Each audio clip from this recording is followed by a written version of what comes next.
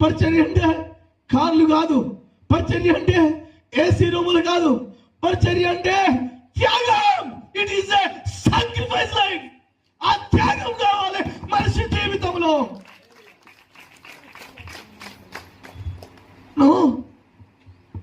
ఉదయం అయిపోయింది, 8 o'clock 8 గంటలకు పాస్టర్లు అందరూ వచ్చారు, మా తోటి సేవకులందరూ వచ్చారు.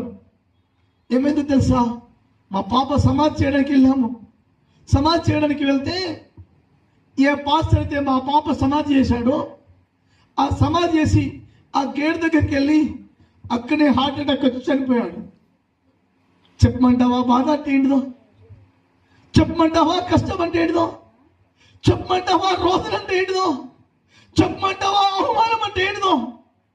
అమ్మ లేరు, అక్క లేరు, చెల్లె లేరు, తమ్ముడు లేరు, బంధువులు, మిత్రులు, శ్రేయభిలాషులు ఎవరు లేరు.